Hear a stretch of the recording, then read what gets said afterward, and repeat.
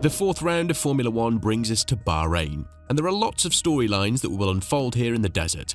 After the pre-season testing, we're back in Sakhir, in much different and hotter conditions. With this in mind, what should we expect in terms of the track's nature? And more importantly, what are the upgrades that should catch our attention the most? There's no doubt that all eyes will be on Ferrari, as the team is set to bring a floor upgrade that should unlock the potential they saw in the pre-season testing as well as the simulator runs. However, as I mentioned earlier in this video, the pre-season testing was held in very unusually cold conditions, and now that this factor will be taken out of the picture, we have a brand new soil for competition. To make matters easier for you to understand, we need to look at the expectations in terms of degradation of the tyres, abrasiveness of the asphalt, as well as the evolution of the track. Despite the asphalt being quite old now, the abrasiveness is still very high, which is very important for the long braking zones that this circuit has. This will definitely bring out the best of the strategists behind the pit wall, because we're talking about one of the toughest challenges when it comes to tyre management. The surface provides a very good grip for the tyres, but a big problem could be the sand blown onto the track. We're not expecting wear and graining to impact the race, but on the other hand, thermal degradation is something that the teams will definitely have in mind. With lateral forces and tyre stress being evaluated at a grade of 3 out of 5 and braking difficulty up to 4, we're going to see an extreme battle between the drivers and the tyres in particular. Furthermore, the temperatures of the track are also something that we should be paying very close attention to. A significant difference in the track is expected, because the temperatures will go from a maximum of under 20 degrees measured last Sunday to around 30 degrees for the upcoming weekend. But obviously all of this should worry the teams in terms of tyre degradation to a great extent, except for McLaren, a squad that managed to build a car that works in all projections. McLaren is a team that will be put to the test, not because of the tyre degradation, but because they are yet to win the Bahrain GP, which is somehow considered as their home race. Now that they have the most dominant car in their hands, it's going to be easy to expect a victory, but as we witnessed in Suzuka, it's not as easy as they would have thought, given the fact that they have to go against Verstappen in the RB21. But now McLaren would have to prove themselves in front of Bahrain's sovereign wealth fund Mumtalakat, one that took full ownership of the McLaren group last year and owns a majority stake in the racing division that includes the F1 squad. The team principal Andrea Stella referred to the Bahrain GP as their second home race. But will they finally be able to break the curse and win a race here? It seems like the challenge will be bigger than they could have hoped for, especially with the speed that Red Bulls found in Suzuka. Elaborating on the team's chances in the upcoming week, Stella said that Verstappen cannot always make the difference compared to the rest of the grid. As he went on to elaborate, "I think the most important condition to pursue both championships is having the best car. When we're not in the condition to win, finish on the podium, and if in the long term you keep performing like this, I think it will be rewarding." Max at the moment is making the difference himself, but it's very difficult to keep that up for 24 events in a season if you don't have the best car. On the other hand, this will be the first opportunity for Verstappen to regain the lead in the Drivers' Championship.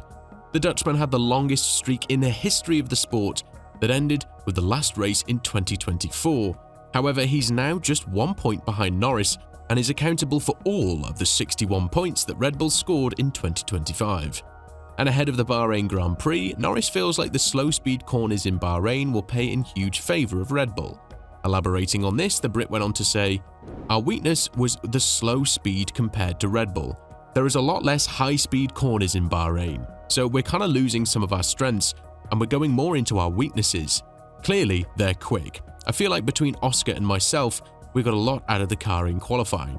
It was probably a little bit more, yes, but both our theoretical lap times were not that far ahead.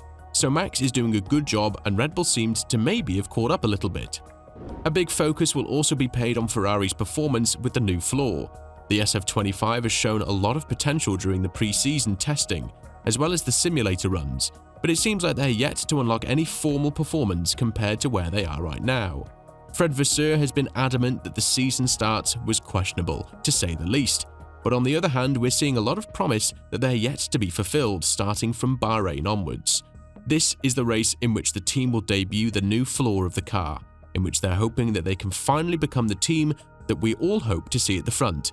After the Chinese GP's sprint race, everything has gone downhill for the Maranello team, and the first chance of redemption will be presented in Bahrain.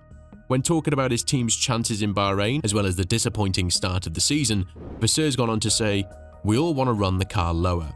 We would all have more downforce in the situation, for everybody, but there is a limit. The limit is bottoming, and the limit is the regulations.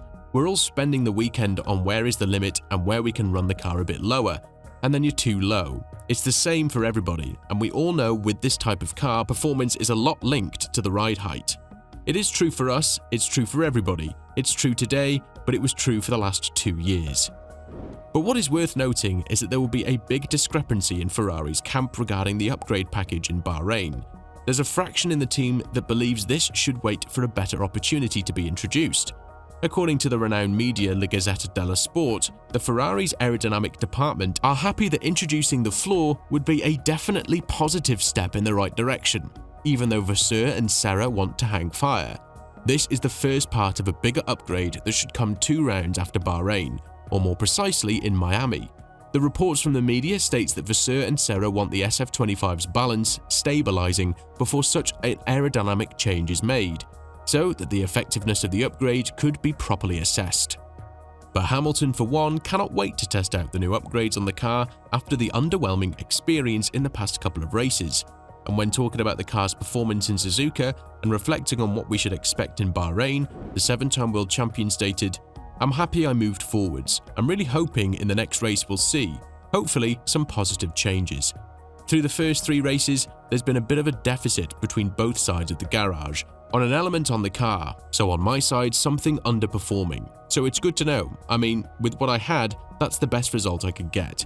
We will slowly progress the car. It will be interesting to see when people get upgrades over the season. We've got a lot of work to be able to close the gap into the top cars, the top guys. They've probably got 3 or 4 tenths on us, so we've got a lot of work to bring upgrades to that." A team that we shouldn't just throw away like this is Mercedes, because they're currently sitting second in the Constructors' Championship and are definitely looking like the second fastest car in the first 3 events of the 2025 season. Obviously, the expectations were low because of how poor they understood the ground floor effect era, but now that they've scored the most points in the first 3 races since 2022, a total of 75, we cannot help but note the potential this team has in order to challenge McLaren in the remainder of the season. According to Wolff, this is going to be yet another test for the W16, which they can either get horribly right or wrong. And when talking about the expectations ahead of the Bahrain Grand Prix, Wolff said, "Bahrain will be another test of the progress we've made with this year's car. It's a rear limited circuit, an abrasive surface, and typically we see hot track temperatures. That makes it tough on the tyres and is the type of track we struggled at last year." With all of this in mind, what do you think will be able to be the biggest talking point ahead of the Bahrain Grand Prix? Let us know in the comments below, and once you do that, make sure to click on the video that's appearing on your screen right now.